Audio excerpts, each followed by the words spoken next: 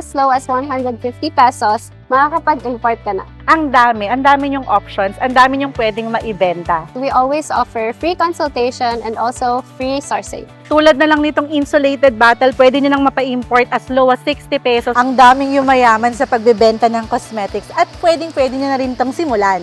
Welcome back sa aming YouTube channel. I'm Mami O. So for today's vlog, para sa lahat ng gustong magsimulang magnegosyo at naghahanap ng direct at legit supplier, dito makakapagsimula ka na sa mura at madaling paraan.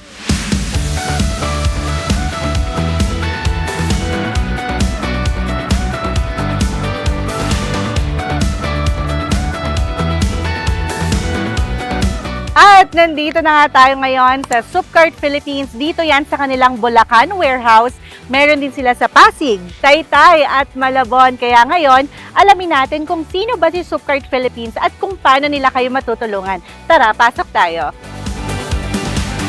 Si Supcart Philippines, it's a logistic company at nag-offer sila ng mga services such as importation, distribution, product sourcing, product supply, fulfillment, at warehousing. Kaya yung mga nagpaplanong magkaroon ng negosyo pero hindi alam kung paano makakapagsimula or kung anong produkto ang pwede nyong maibenta at kung saan kayo makakahanap ng legit supplier, nandyan ang Supcart Philippines para maging kapartner nyo. Yung mga sellers sa TikTok, Shopee, Lazada at iba pang platforms, usually ang ginagawa nila, nagpapa-import sila ng mga produkto from China to Philippines dahil mas mura nila yung nakukuha at kaya nilang ibenta ng mas mataas para kumita ng doble, triple at pwedeng-pwede nyo na rin yung gawin. At ang maganda dito sa Supcart Philippines, as low as 150 pesos, pwede ka nang makapagsimula. Tara, alamin natin. At yan, kasama na natin si Ma'am Zenny, ang marketing head ng Supcart Philippines. Magay ka naman po. Ayan, ang laki po ng warehouse nyo. Gano'n na po katagal si Supcart Philippines? Actually, almost 5 years na. 5 years, so very established na. Kaya alam niyo talagang legit at pwedeng-pwede niyang maging ka-partner. So, sino-sino po ba yung mga kinikater ng Supcart Philippines?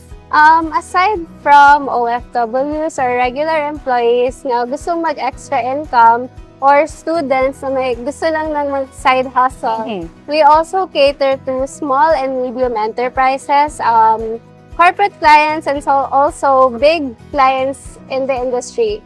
So, kahit maliit pa lang, gusto pa lang magsimula, pwedeng-pwede po. Yes. Estudyante, OFW, mga working parents, naghahanap ng extra income, pwedeng-pwede kayong tulungan ng Supcart Philippines. Tama po. Wow! And para sa mga interested, ano-ano po ba yung mga services na ino-offer ng Supcart Philippines? We have 4 main services, which is importation, product sourcing, supply, and then fulfillment. Wow, ang dami nun. Okay, sige, mag-start tayo with the importation. So, from what country po ito nanggagaling? Right now, we offer importation from China and from Hong Kong. Wow, okay. Ang dami rin na. Actually, sa China pa lang, marami ng mga supplier na pwede nyong ma-source dyan. So, yun na nga po yung product sourcing. So, sa product sourcing po, matutulungan nyo din naman po silang makapagsimula at maghanap ng mga direct supplier, direct manufacturer na legit. Yeah. Na talagang hindi sila tatakbuhan. Very important yan ha, na legit talaga yung makukuhanan nyo ng product kasi lalo na doon sa mga gusto palang magsimulang magnegosyo. And sa product supply naman po, paano kayo nag-a-assist? Basically, for those na ayaw pa nila magpa-import or they don't know ano pag ipa-source nila, we offer naman in-house items from our warehouses at a lower price. Wow! So meron na rin po kayong mga items talaga dito na pwede nyong may offer. So pwede po sila ditong mag-walk-in. Yes, pwede naman po. Pwede din silang mag-inquire online. Yes. So, ang maganda dito sa Supcart Philippines, meron na pala silang mga items dito sa kanilang warehouse na pwede nyo ring makuha na dito at maibenta. So, pwede kayo doon magsimula or pwede rin naman kayo magpa-source sa China, Hong Kong, pwede. So, when it comes naman sa warehousing, With warehousing naman, for example, you only want to do it part-time or wala ka pang available space for warehouse, for storing your items, we also offer din naman fulfillment and warehousing, which kami na bahala mag-process ng orders mo from inventory checking, item sourcing, packing, and then delivering. So, yeah. So, post ka na lang sa social Yeah. media. Yeah. And then, kayo na bahalang magpa-deliver din dun sa mga customers nila. Yes. So, ganun po ba yung ginagawa sa TikTok, Shopee, Lazada? Yes, more. Ang galing. O, diba, with Soupcart Philippines, pwedeng-pwede ka na talaga makapagsimulang magnegosyo. Sobrang dali na lang kumita dito.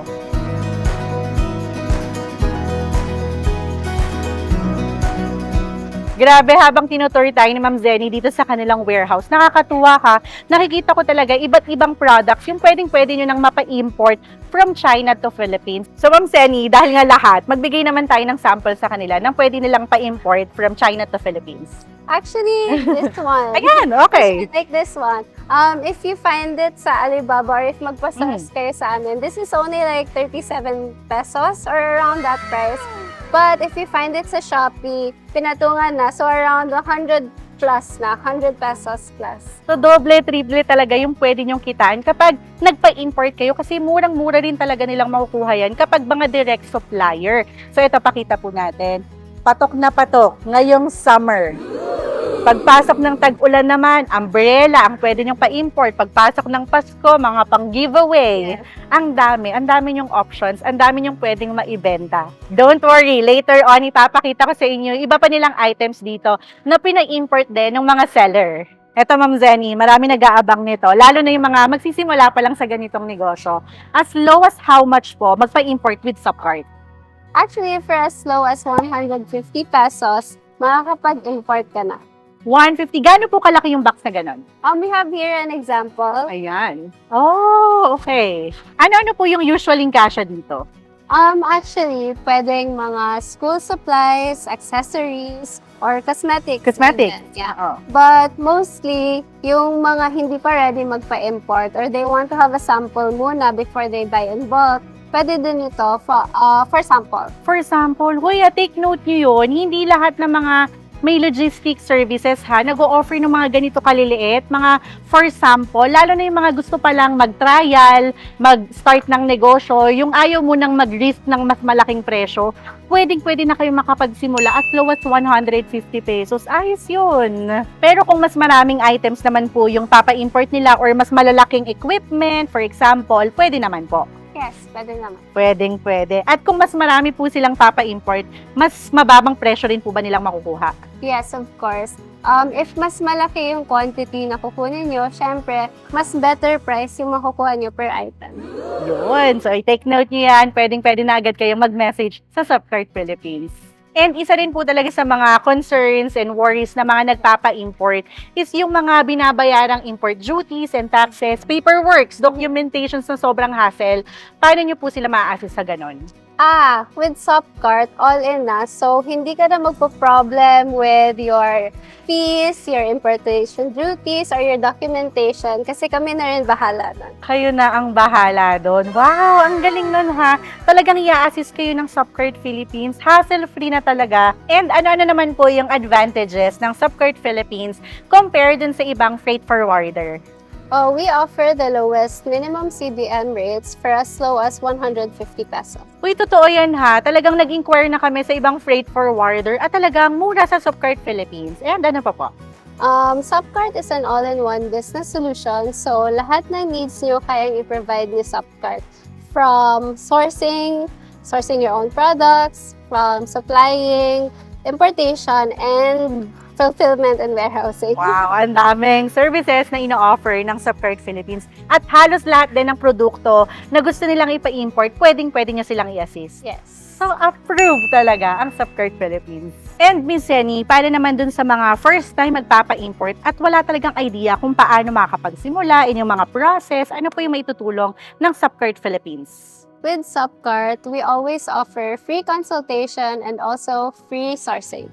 So, meaning po, kapag may naisip akong product, may gusto akong ibenta, pwede nyo po ako matulungan maghanap ng mura at legit supplier. Yes. We have key account representatives, so pwede kayo pumunta sa Facebook page namin or our website. But mostly, you can message us on Facebook. Tapos pwede kayo doon magtanong or pwede kayong mangulit doon. So, magsasend lang po kami doon ng photos ng gusto naming produkto na ibebenta. Napakadali lang, 'di ba? So, again, lahat naman ng details nila, Facebook page, website link, ilalagay namin yan sa description box.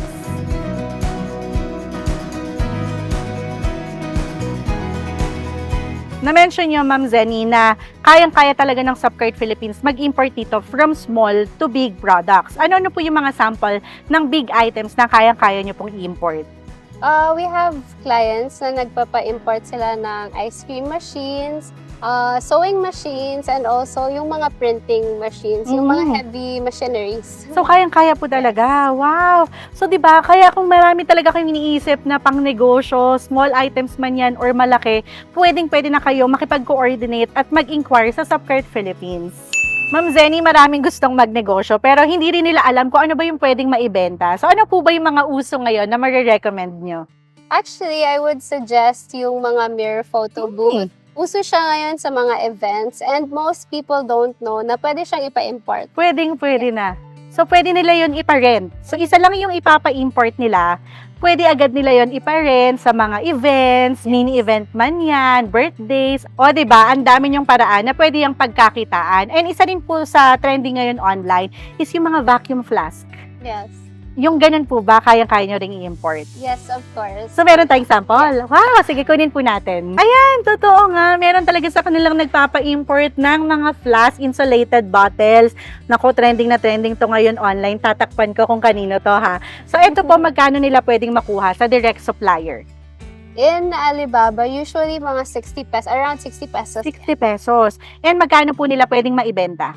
Sa Shopee kasi, you can find mga ganyan, around 250. 250. Narinig nyo naman, ang isang bottle pwede nyo nang makuha ng as low as 60 pesos at kayang-kaya nyo maibenta ng 200, 250, meron pa ngang 600 pesos. Depende yan sa market nyo at branding nyo. So tulad ng sinabi ko sa inyo kanina, magpapakita ko sa inyo ng mga products na usually pinapa-import from China to Philippines. At ngayon pwede na sila from Hong Kong to Philippines. Nakikita ko dito iba't ibang designs, iba't ibang colors and sizes ng mga bags, pati kitchen organizers and containers. Marami rin ako dito nakitang mga school supplies tulad na lang nitong binders, folders, may nakita rin ako mga pens. Ito na rin yung ibang mga bags. Pwede na rin kayo magpa-import ng mga cosmetics, may makeup, perfume, aminin nyo, ang daming yumayaman dito. Pati mga accessories, ang dami na rin nagpapa-import dito. Pati mga laruan, ayan, may option na rin kayo magpa-import dito. And again, kung may naiisip man kayong produkto or negosyo, huwag kayong mahiyang mag-inquire sa Subcart Philippines. Lahat ng details nila kung paano nyo sila makakontakt, ilalagay namin yan sa description box. Again, itong pinuntahan nating warehouse dito yan sa Bulacan, meron din sila sa Pasig, Taytay at Malabon. At kahit nasang party ka man ng Pilipinas, kayang-kaya nilang ipadala sa inyo yung produktong ipapa-import nyo. Ayan kami na mismo ang nag-legit check ng Subcart Philippines para hindi na kayo kailangan pang pumunta dito. Pwedeng-pwede na agad kayong mag-inquire online. At ako na mismo ang magsasabi na ang Subcart Philippines ay 100% legit.